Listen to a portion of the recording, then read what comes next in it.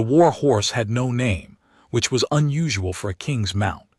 Every other animal in Verk's column wore a brass plate at its brow with its designation etched in the Varathi script that looped and curled like smoke frozen mid-rise. The horse was exempt. King Verk had explained once, to no one in particular, that naming things made them harder to lose.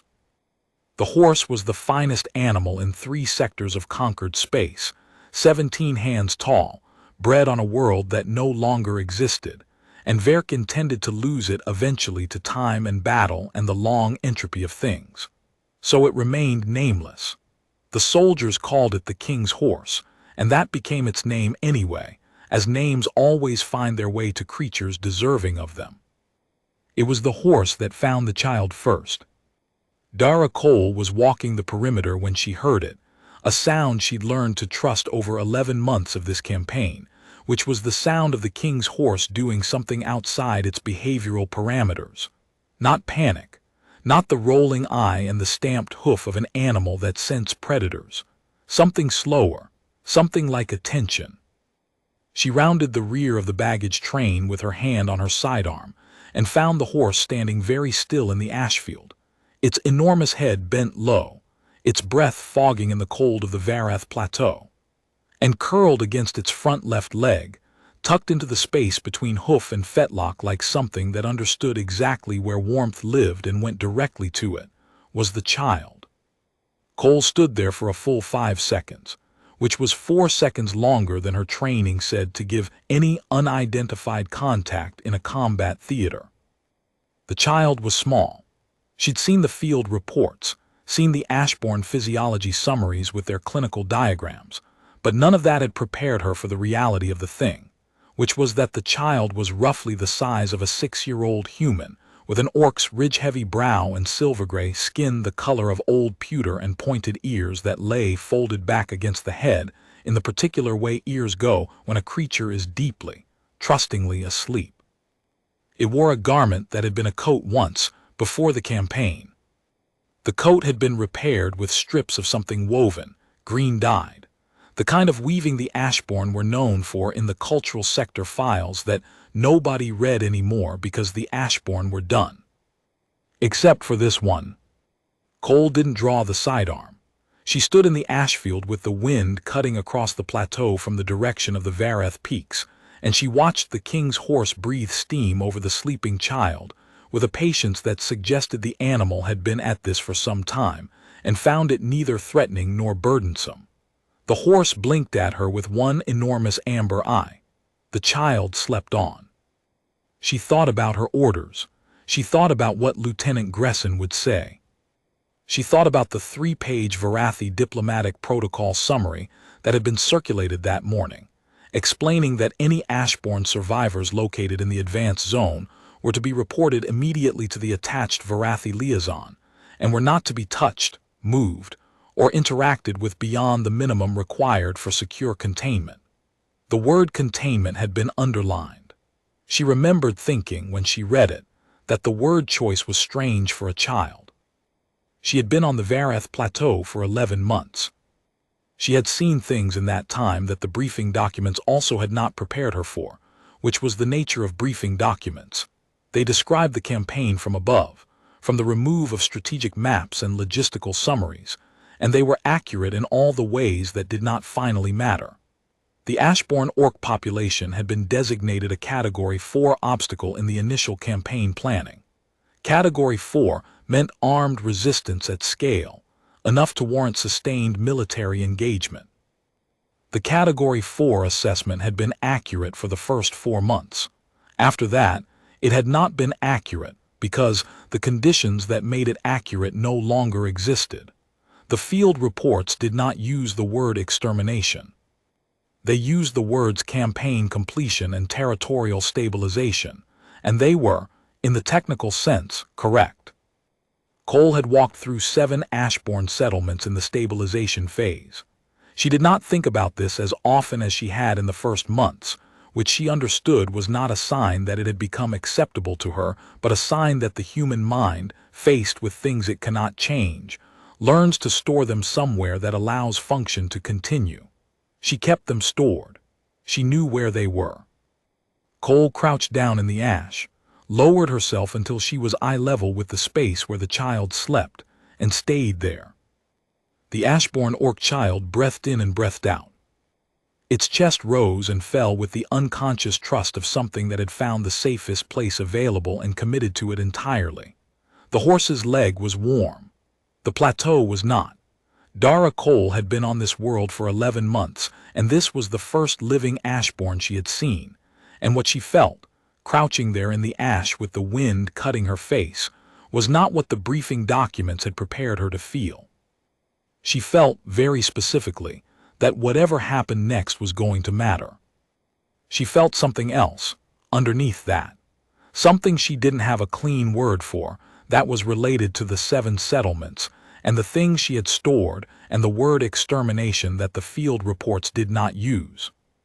She had spent 11 months as a soldier on a campaign with a clear objective and clear parameters, and she had done her job within those parameters, and she had not, until this moment, crouching in the ash of the Vareth Plateau with the wind cutting her face and a sleeping child, she had never been assigned to find, understood that the job and the thing she was were not the same object.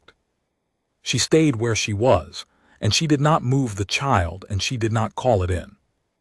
King Verk's field court was a portable structure that his engineers had designed to suggest permanence without requiring it. 3 walls of black bonded carbon paneling that folded out from a central transport unit, a raised dais with the royal sigil inlaid in amber mineral across its face, a set of atmospheric processors that maintained the precise humidity and temperature that Verk required for his joints, which were ancient and troublesome, and which he managed without complaint, since complaining about aging was, in his view, an activity that wasted time he could spend being old instead. He was reviewing the sector maps when Cole's report came in. Verk read it twice, which was unusual. He had built a reputation over 60 years of governance on needing to read things only once. He set the data pad down, pressed 3 fingertips against his temple in the gesture his staff recognized as meaning "do not speak to me for a moment," and considered. "Where is the child now?" he asked. "Still in the field, Majesty.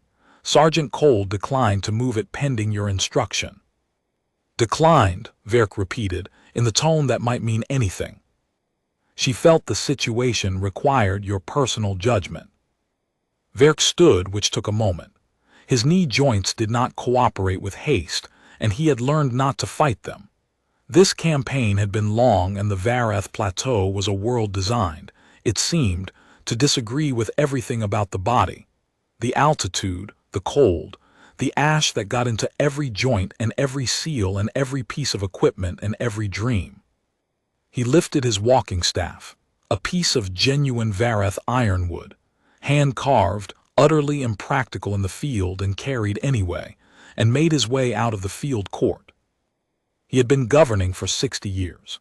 In 60 years, he had made decisions that he was proud of, and decisions that he was not proud of, and decisions that fell into the wide gray middle territory where pride and regret could not entirely agree on ownership. The Ashborn campaign fell into no simple category. He had been the designated campaign authority, which meant the legal structure of what had happened here flowed through his office, was shaped by his orders, was executed under his watch. He had filed the sector completion reports with Varathi Command. He had used the technical language that the technical language required, and he had not failed to understand what the technical language meant. He had also, in a filing that was technically optional, attached a minority addendum to the 3 most recent sector reports, noting that Category 4 resistance had collapsed not due to tactical defeat, but due to what the addendum carefully termed population attrition beyond threshold viability. The addendum recommended a pause for assessment of remaining viable populations. The addendum had been acknowledged and filed, and had produced no response from Varathi Command, which was itself a kind of response.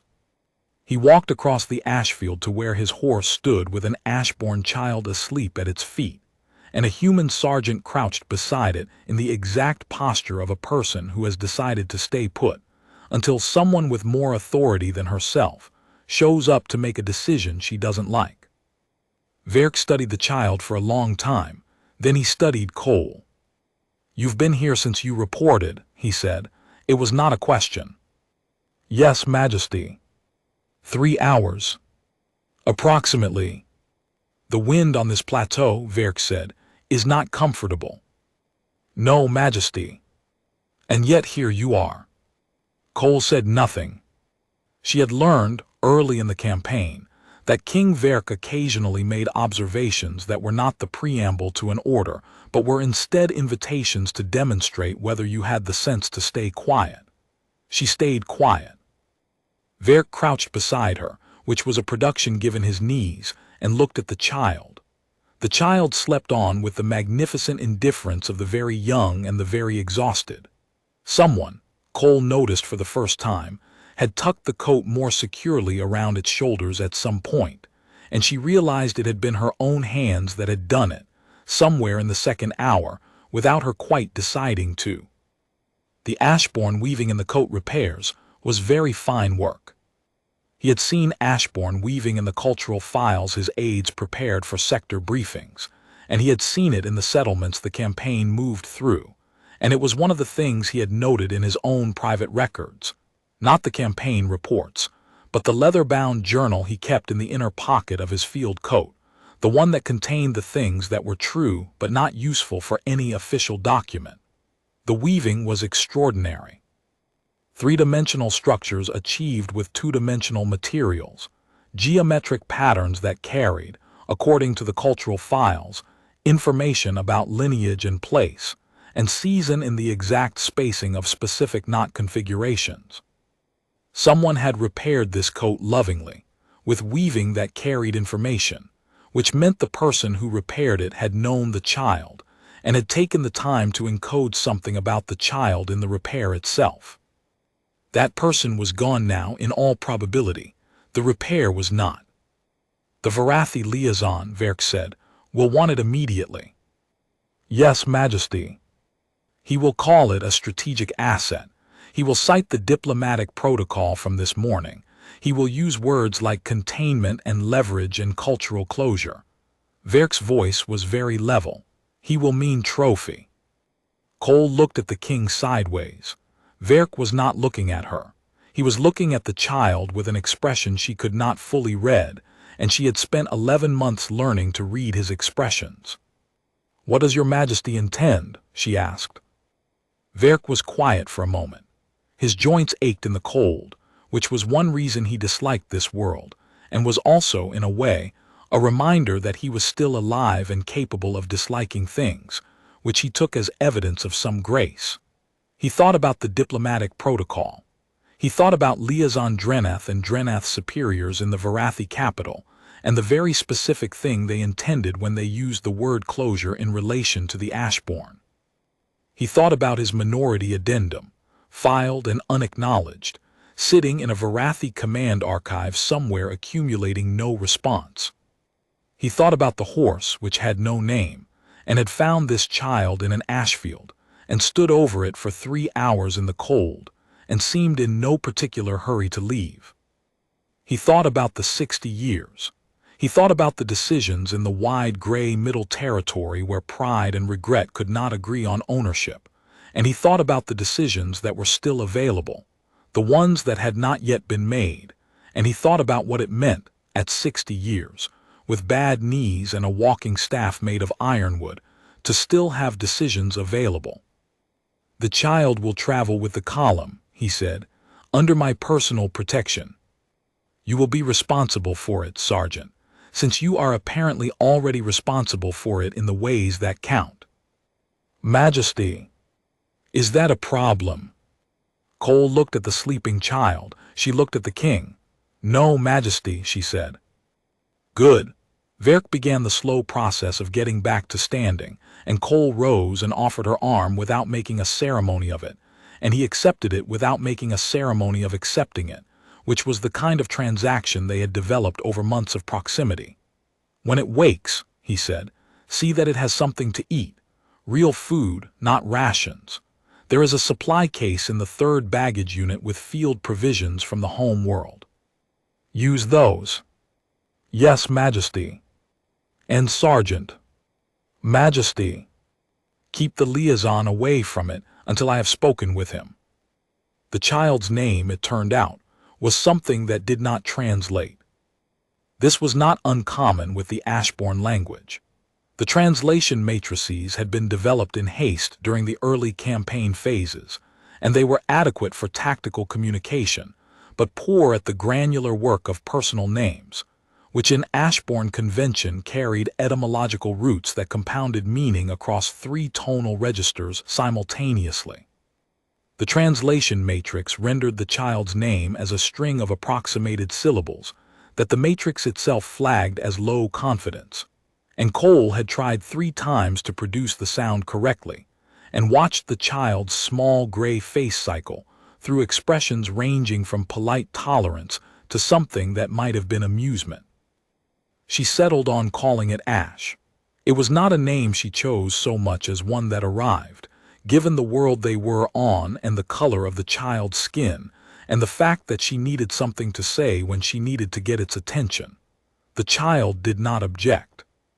The child, at this point, had begun to demonstrate a willingness to accept certain things from Cole without objection that it did not accept from anyone else, which made Cole simultaneously proud and uncomfortable, because she understood what she was being assigned in the child's economy of trust, and she understood what that cost. The Ashborn Orc child was, by Cole's best estimate based on the physiology summaries, somewhere between 8 and 12 years old. The summaries were not precise on this point, because age estimation for Ashborn was complicated by the fact that their physical development was strongly tied to nutritional access and stress hormones. So a 12-year-old who had survived the last 8 months of a military campaign might present biologically like an 8-year-old, and an 8-year-old who had been extraordinarily well fed in good circumstances might present like a 12-year-old. The summaries did not offer a disambiguation method. Cole found this bureaucratically irritating in a way that had an emotion underneath it she did not examine closely. What she knew, the child was old enough to have survived 8 months on its own, which required planning and concealment and decision-making under sustained adverse conditions. The coat had been repaired at least 3 times since it was first worn. The repairs were the child's own work. Cole had concluded by the 2nd day. The weave was less refined than the original sections, done by smaller hands, but it was still genuinely Ashborn weaving and not simple stitching, which meant the child had been taught. Had been taught by someone who had since become past tense, had taken the teaching with it through 8 months of a dead plateau and applied it to keeping itself warm. Cole found this specific piece of information harder to store than most. The column moved east, toward the Varathi forward base at Korath Station. The march was 14 days across the plateau. Cole had done the outbound leg in 15 days and had found it merely unpleasant. The return leg she found herself noticing differently, because Ash walked beside her, and Ash was not accustomed to the altitude, and Cole found herself moderating her pace in ways she would not have 3 weeks ago. The child said almost nothing, but it watched everything with gray eyes that processed information in a way Cole had come to recognize. Slow and thorough, like something reading text in a difficult light. On the 2nd day, Lieutenant Gresson took Cole aside. "You understand," he said, "what Dreneth is going to do when we reach Korath." "I understand what he intends," Cole said. "The diplomatic framework is a piece of paper," Cole said. "That says the last surviving member of a species is a strategic asset. Yes, I've read it." Gresson studied her. He was not a bad officer. He was the kind of officer who thought about the right thing carefully and came to the correct conclusion about what it was, and then thought carefully about whether doing it would cost him anything he needed, which was a calculation that Cole found she could no longer make cleanly. "The king has made his position clear for now," Gresson said. "But the king's position will not survive contact with Varathi Command Review." Then we have 14 days, Cole said. To do what exactly? She didn't answer him. She knew, roughly, what she was going to need to do, but the shape of it was still assembling from available materials, and she did not want to name it aloud before it was solid, because naming things, as Verk had once said, made them harder to lose, and she needed this particular thing to be unlosable before she attached language to it. On the fourth day, Ash found the king's horse again. Cole had been checking the rear tether on the animal's picket line in the early morning, before the column moved, and she turned around and Ash was there, standing 3 feet from the horse's head with both hands open, and held slightly out from its body in what Cole had learned was an Ashborn posture of non-threat. The horse looked at the child. The child looked at the horse. This went on for a while. Then the horse lowered its enormous head, and the child pressed both hands flat against its nose and stood there with its eyes closed, the silver-gray face entirely still, and Cole sat down on a supply case and watched and felt something in her chest that she could not name. It was not a small feeling. It occupied space. Cole had a brother at home on the human settlement at Reach Station who kept a dog, a large tan-colored animal that had attached itself to her brother the way some animals attach themselves to specific humans, not because the human had done anything particular, but because something in the animal recognized a quality that made attachment feel right. Cole had always found this interesting and a little strange, the specificity of it. The dog didn't attach to everyone. It attached to the person it attached to, and it did so with a totality that humans spent their whole lives working up to. The king's horse had no name. It had walked 14 campaigns. It had been bred on a world that did not exist anymore, and it carried the weight of that, in the way living things carry the weight of the worlds they came from without knowing they carry it. And it had found an Ashborn child sleeping in an ash field and stood over it for 3 hours in the cold, and now it was standing still with its enormous head bowed, while the child communicated with it in a way that Cole did not fully understand. King Verk appeared at her shoulder sometime later, which was a habit he had developed of materializing without apparent transit. "It's communicating," Verk said quietly. He was watching the child with the horse with an expression that was more open than Cole had seen from him before. "The horse. The child with the horse. There is an Ashborn practice," he paused. "I read the cultural files when they were still being written." Cole looked at him. The Ashborn communicated with large animals through resonant touch. The practice had a name I cannot approximate, something to do with listening to what a creature has survived. He was quiet for a moment. "The horse has survived a great deal." Cole thought about the worlds the king's horse had been bred from, the worlds it had been brought through, the campaign it had walked. "Yes," she said. "As has the child." They watched in silence for a while. The wind came off the peak and the ash stirred in slow spirals around their feet, and the child stood with its hands against the horse's nose, and the horse stood with its eyes half closed, patient as geology. "I thought about what Gresson said," Cole said. She kept her voice level. "About the command review. And he's right that the review will override your position. Varathi command has the Senate provision, and the Senate provision is real treaty language." She paused. "But I've been thinking about the treaty language. About the gap between what language says and what it was written to do." Verk looked at her with something that was not quite a smile. "The Interspace Accord," Cole said. "Humans signed it 17 years ago. I know we signed it. I remember the announcement."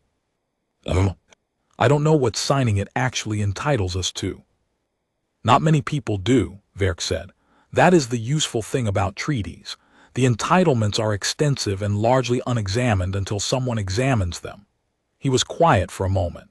"I have been conducting certain communications with parties outside Varathi Diplomatic Command. The Interspace Accord signatories include 3 species with treaty clauses governing the treatment of surviving members of displaced populations." He let this sit. "Ash is technically a displaced population of 1. Cole looked at him. Verk looked back with the expression of a man who has decided something and is waiting for the decision's consequences. "That's a long odds play," she said. "I have 60 years of experience with long odds plays. I have survived all of them, largely because I made the plays that seemed most likely to let me sleep afterward." He looked back at the child with the horse. "I would like to continue sleeping, Sergeant." That evening, Cole found Ash sitting outside the tent in the dark after camp had been set, looking up. The plateau sky was extraordinarily clear, the kind of clear that only exists where there is nothing left to make atmosphere, no trees burning, no settlements producing light, no haze of any kind.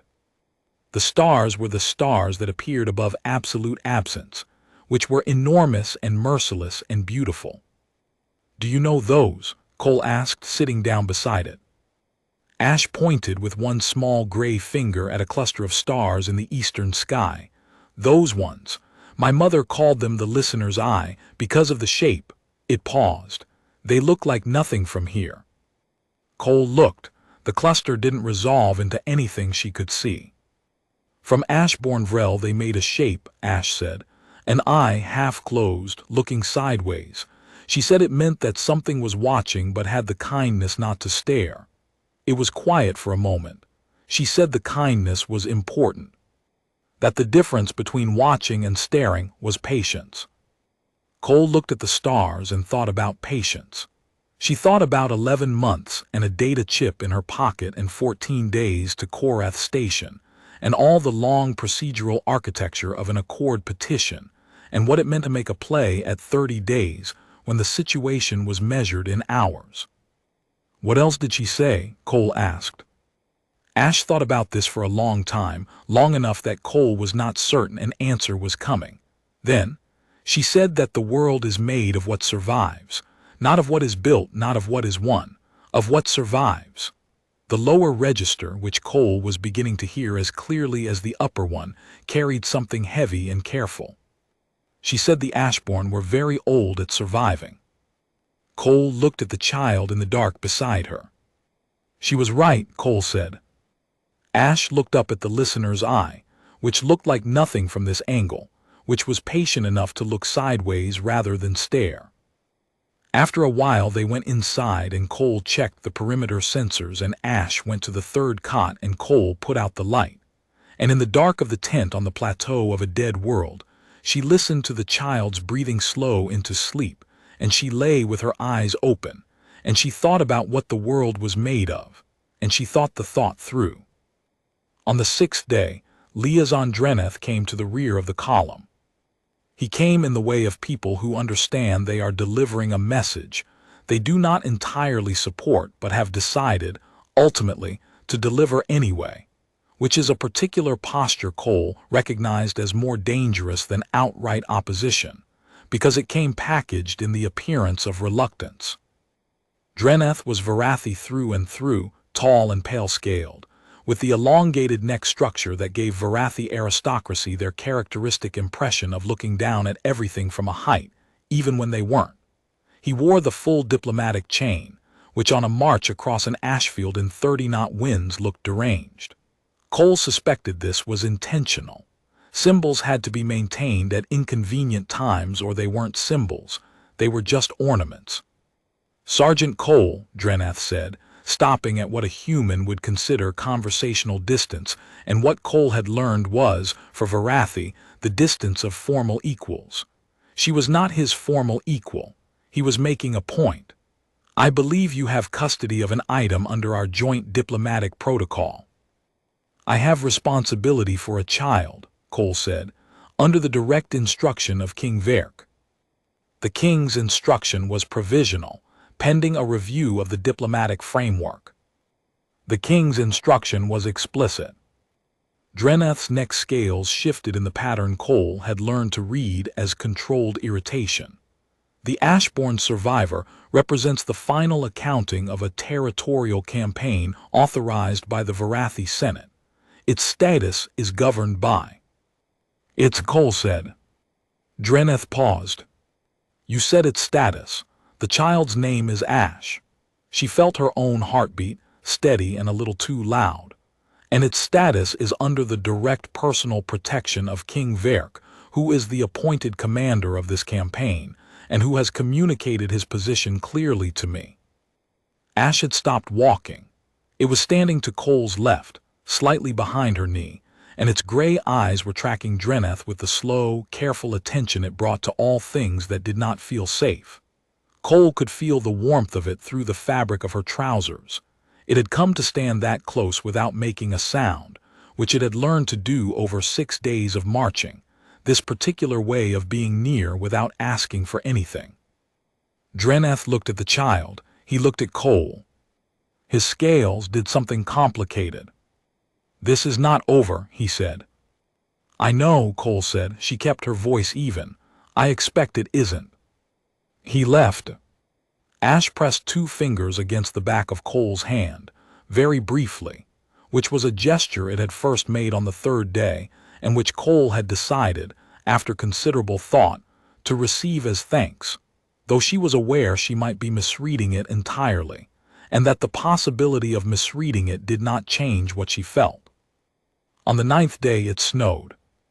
The snow came off the Vareth peaks in a horizontal sheet that turned the world white and gray and reduced visibility to 20 meters, and made the column stop for a day, while the engineers set up weather shields along the line of march. Cole set up the tent she'd requisitioned from Supply, a standard 2-person field tent that she'd been given a 3rd cot for, and Ash sat on the 3rd cot and watched the snow through the transparent panel in the tent wall. Cole had been given a translation supplement by the King's communications officer, a piece of software that ran on her field terminal and was considerably better than the standard matrix, developed by a xenolinguist who had apparently spent 4 months in the early campaign doing actual fieldwork with actual Ashborn before the fieldwork became impossible. With the supplement, she could approximate conversation. "You've seen snow before," Cole said. It came out as a question despite her intention. "The peaks of Ashborn Vrel." Ash did not look away from the window. Its voice was layered, 2 registers at once, which the supplement caught and rendered separately as a kind of harmonic, the upper register factual, the lower something else. "Where the spire trees grow above the frost line. We went in summer when the snow was melting." A pause. It sounded different. "The snow here is quiet."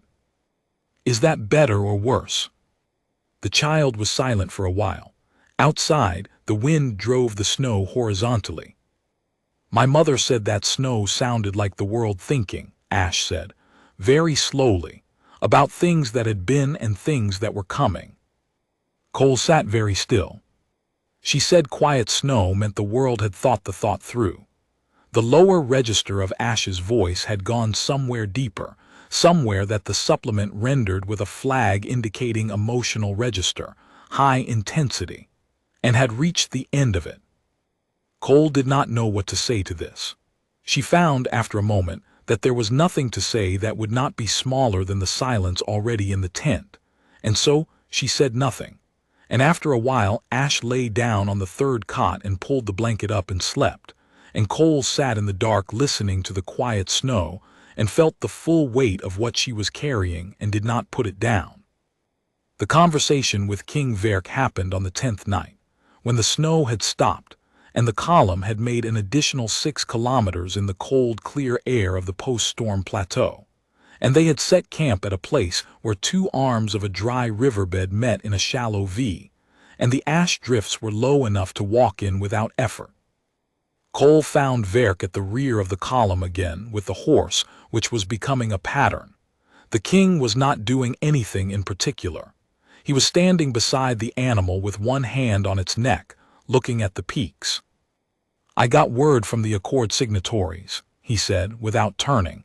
"The legal position is complicated." "How complicated?"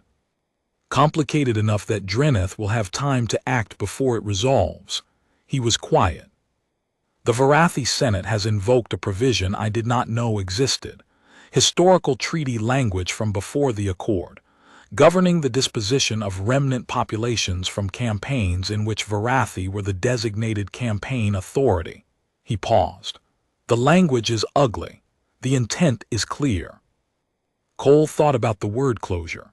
She thought about Ash asleep in the tent on the 9th day, with the snow driving horizontal outside, and its mother's voice somewhere in the lower register of its layered speech. "What are our options?" she asked. Verk turned to look at her, and in the cold, clear night with the peaks behind him, he looked exactly as old as he was, which was very old, and also exactly as awake as he had ever been. "There is a signal station at Korath that connects to the Accord's open-channel broadcast frequency. A direct broadcast from that station to the Accord General Assembly would constitute a formal petition that the Senate provision cannot override during the petition review period." He paused. "Review period is 30 days. And in 30 days, a great many things become possible that are not currently possible." Another pause. "The Accord has never formally adjudicated the question of species remnant rights. It has simply never arisen. A petition would force the question to the floor." Cole thought about the station at Korath. She thought about 4 more days of march. She thought about Drenath and his diplomatic chain, and his pointed scales, and the very clear intent behind his careful language. "He'll move before Korath," she said. "Yes," Verk said. "He will move tomorrow night, I think, while the column is making camp. He has 3 Varathi security personnel traveling as diplomatic staff. The protocol gives him authority to transfer assets under the Senate provision without commanding officer oversight once the column is within the designated base perimeter." He looked at her steadily. "We cross the base perimeter marker at 3rd hour tomorrow afternoon." Cole did the math. "Before camp, he moves while we're still marching." "That would be my assessment." "So tomorrow afternoon," she said. "Between the perimeter marker and camp. That is the window." They looked at each other. The horse was very still between them, its breath fogging in the cold. "I cannot order what I think you are already planning," Verk said. "I cannot have done so. I cannot know what a sergeant under my command does on her own initiative while the column is making its final approach." "No," Cole agreed, "you cannot." "However," Verk reached into his coat and produced a data chip, which he held out between 2 fingers without making a ceremony of the gesture. "This is the broadcast authentication code for the Korath signal station. It was given to me by the station commander, who I happen to know, and who I have recently communicated with regarding certain matters of Accord law." Cole took the chip. "The station commander," Verk continued, "is a person of considerable integrity and some political courage, and has indicated a willingness to receive petitions from any Accord signatory present at the station, including non-Varathi signatories." He let this sit. "Humans signed the Accord 17 years ago." Cole put the chip in her pocket. "Get some sleep, Sergeant," Verk said. He turned back to the peaks.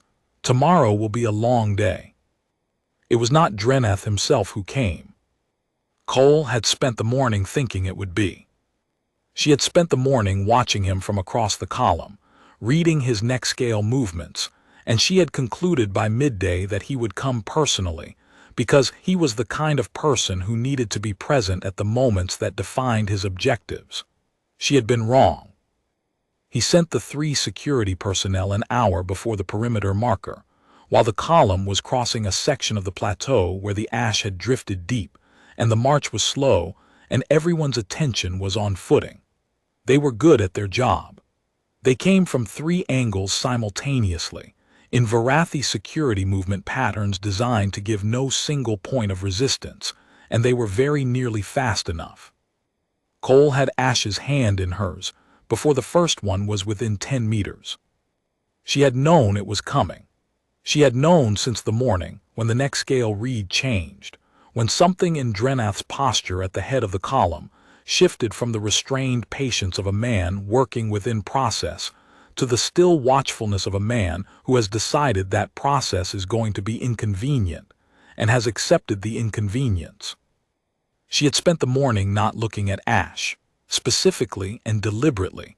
The way a person in a room does not look at the door they are planning to exit through, so that when the moment arrived there would be no moment of orientation required.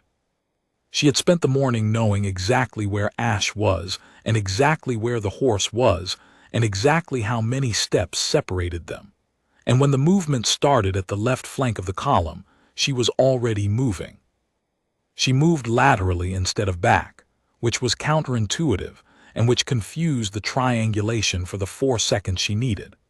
The king's horse was at the rear of the column, and she moved toward it because it was the largest piece of cover available, and because she had been thinking about this, and there were no good options, only the option that could be made to work if she was fast enough and clear enough in her choices. Ash ran without question. This was the thing Cole would remember later, the thing that she would carry with her past this day, and past the 30 days and past everything that came after. No hesitation. No looking back.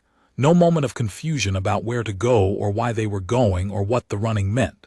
The child had read the situation in the time it took Cole to move, and it moved with her in perfect synchrony, its small gray hand gripped in hers, its feet finding purchase in the ash without stumbling. 8 months of surviving alone on a dead plateau.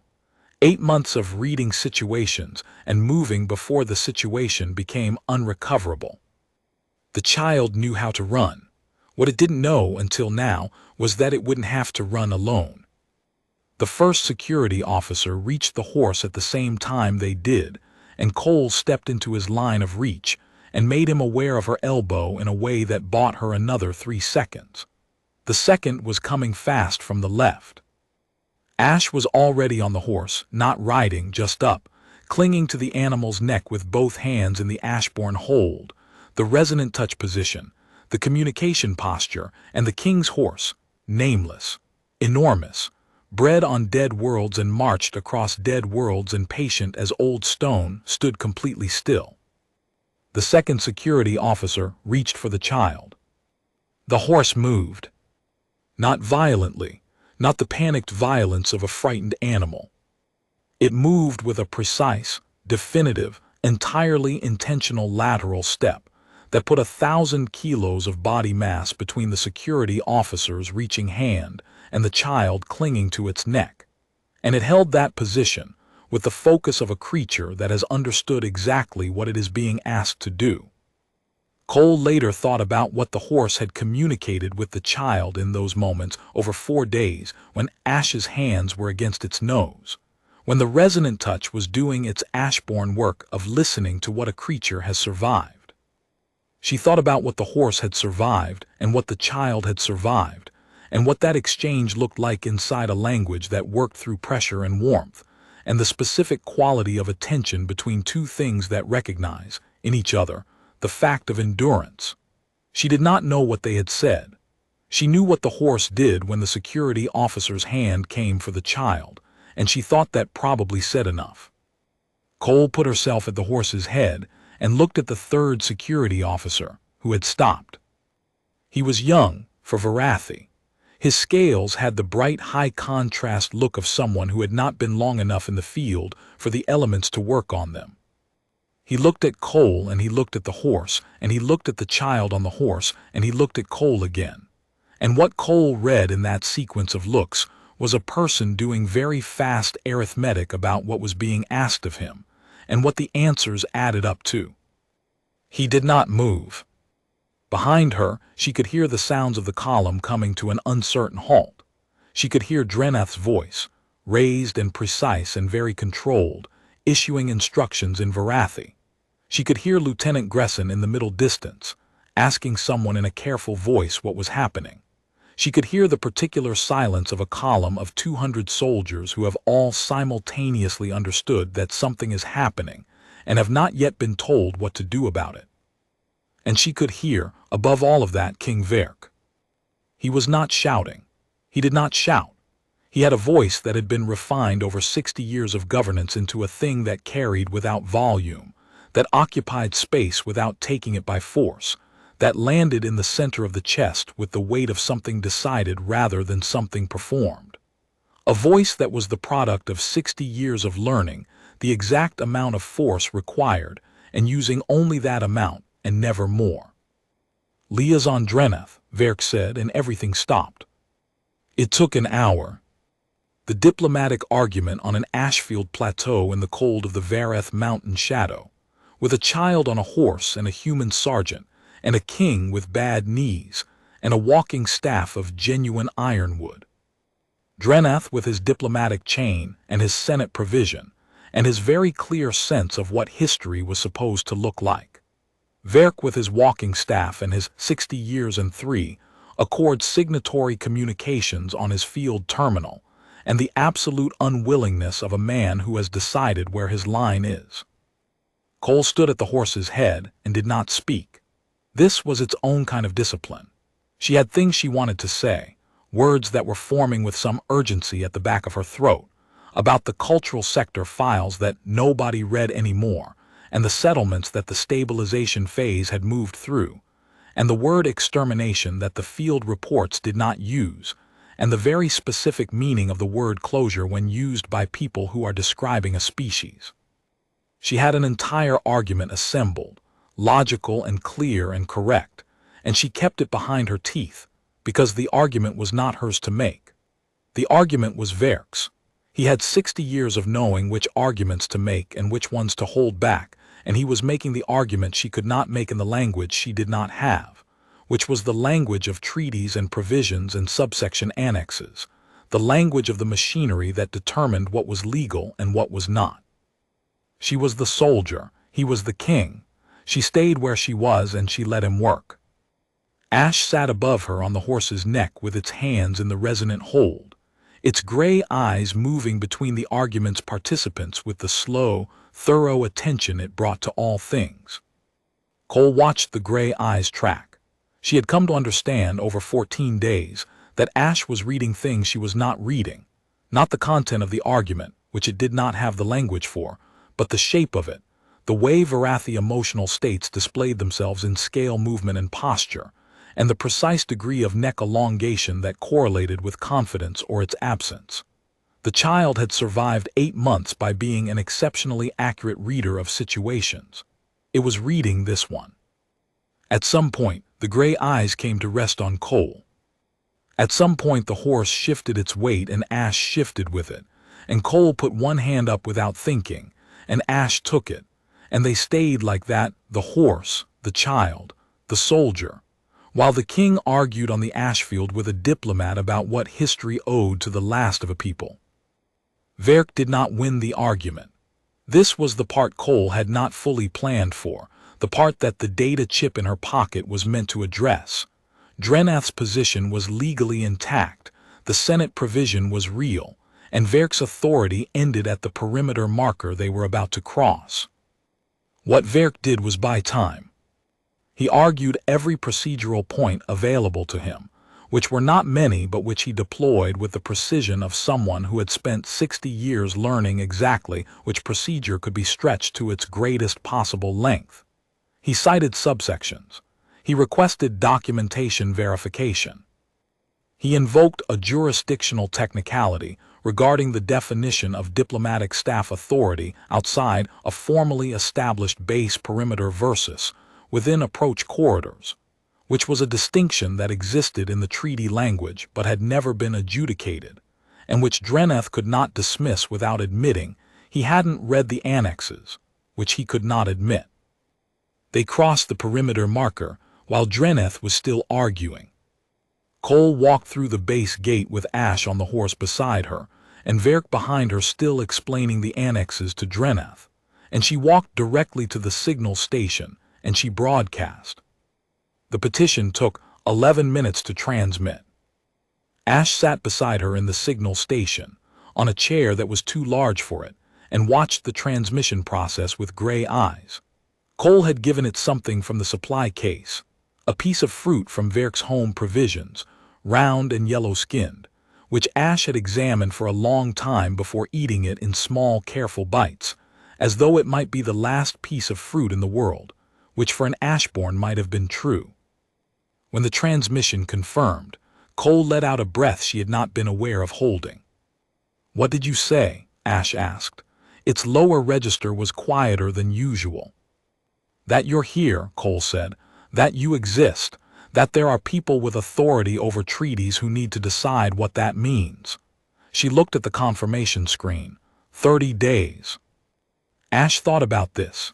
The supplement caught both registers of its processing expression and flagged them. Upper register, calculating. Lower register, something the supplement rendered as the color associated with things that might or might not hold. "My mother," Ash said that humans did not think far ahead. She said it kindly.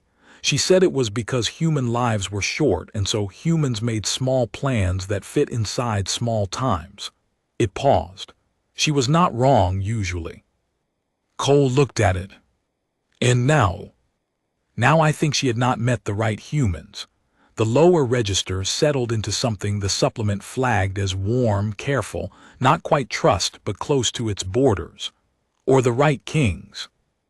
Cole thought about Verk on the ashfield with his ironwood staff and his bad knees, arguing annex subclauses with Dreneth in the cold wind off the peaks, buying 11 minutes with 60 years of knowledge of where the edges of things were.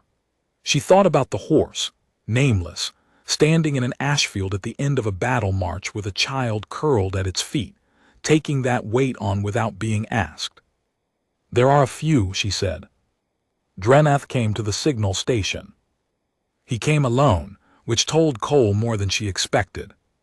He came without the diplomatic chain, which told her more. He stood in the doorway of the station with the Vareth peaks behind him, and the last of the afternoon light coming off the ash in a flat silver wash, and he looked at Ash for a long time. Cole stood between them. She did not reach for the sidearm. Dreneth's neck scales did something she had not seen them do before, which was to flatten entirely, down to the skin, which made his neck look longer and thinner, and also, she understood after a moment, more exposed. It was a voluntary gesture. Vulnerability or something close to it. "The Senate provision," he said, "was written by people who had not thought it would be applied to a child." Cole said nothing. "This is not an excuse," Dreneth said. "I am not offering it as one. I am," he paused, "making an observation about the distance between what documents intend and what they do." The supplement caught a shift in Ash's lower register, a question building. "What do you want?" Cole asked. She kept it simple. "I want to know," Dreneth said, looking past her at Ash, "whether it was afraid." Cole looked back at Ash. Ash looked at Dreneth with the slow, thorough attention, then back at Cole, then at Dreneth again. "Yes," Ash said, its lower register was clear. "And no, I knew that she would not let them take me." A pause, both registers present and careful. "I did not know why I knew that I did." Dreneth's scales were still flat. He was quiet for a moment. "The petition will be received," he said. "Dreneth will oppose it."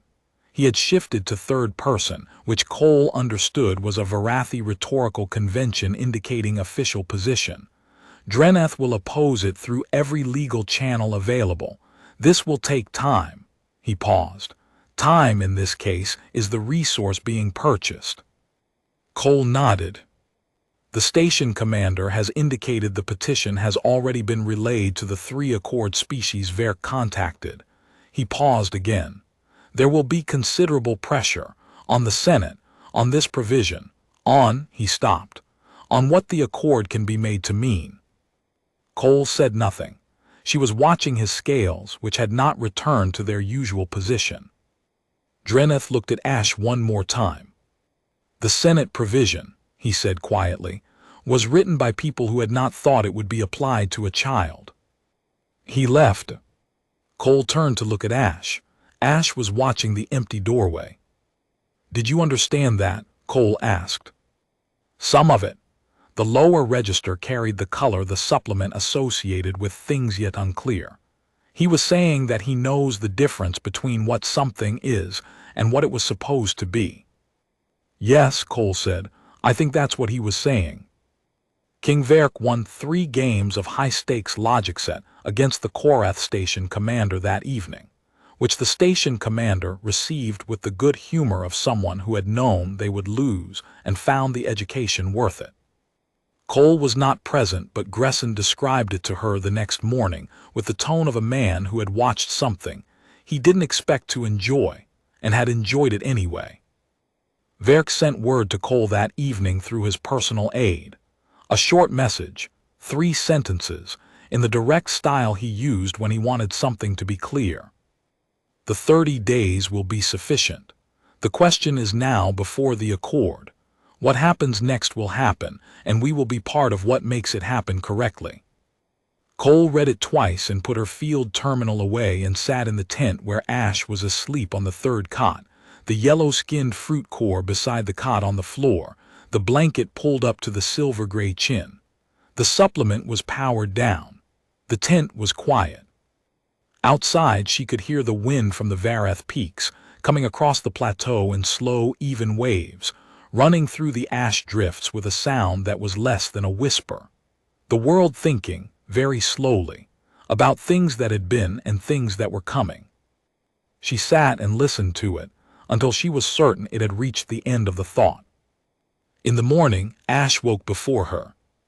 When Cole opened her eyes, the child was sitting at the tent opening, looking out at the base in the early gray light. The king's horse was visible at the edge of the eastern picket line, its breath fogging, its enormous head up and turned toward the tent, watching. Ash had one hand pressed flat against the transparent tent panel. Not touching the glass exactly, holding it an inch away, the Ashborn resonant touch position, the communication posture, directed at the horse across 60 meters of ash and base infrastructure and cold morning air. Cole watched and said nothing. After a while, Ash lowered its hand and turned to look at her. Both registers were present, both clear, both doing something the supplement would have needed several flags to capture, and the supplement was not on. She said, Ash said, and Cole understood without asking who she meant, that the last of a thing was not the end of it. She said the last is where the story turns. Cole sat up. The cold of the morning came through the tent fabric. Your mother was wise, she said. She was. Ash looked back out at the horse. She said humans would be important. Later, she said, the right ones at the right time. She was not specific. A pause. She could not have known about you. She couldn't have, Cole agreed. No. She would have been glad, Ash said, that there was someone who stayed. The word landed the way the king's voice landed, without force, without performance, in the center of the chest where things that are true tend to arrive. Cole felt it there, and did not look away from it, and did not try to answer it with anything smaller than the silence it deserved. The horse turned its head east, toward the light coming up off the peaks. The last Ashborn Orc child sat in the tent opening and watched the morning come, and Cole sat behind it, and the 30 days were ahead of them, and the accord floor was ahead of them, and Dreneth's opposition was ahead of them, and all the long work of what happens after history turns its last page, all of that was ahead. It would be difficult. Some of it would be more than difficult. Cole had been on enough campaigns to know that even the right outcomes did not arrive cleanly, and that the gap between what a thing is supposed to be and what it becomes is where most of the real work lives. But the petition was broadcast. The word was already moving through accord channels at the speed of signal, arriving at assembly floors on species' home worlds where entities with authority over the language of treaties would read it and be required to decide. The question was out of the dark, where questions without advocates stay questions. It was in the light now. It was enough, for now it was enough. Ash's hand moved briefly to the back of Cole's hand. 2 fingers, a moment's pressure, the gesture Cole had received on the 6th day and had decided to interpret as thanks, knowing she might be wrong. She had learned since then that she was not wrong. Outside, the king's horse stood at the picket line in the morning light, patient, nameless, looking east. The world thought its thought through. And the snow, when it came again off the peaks a week later, was quiet.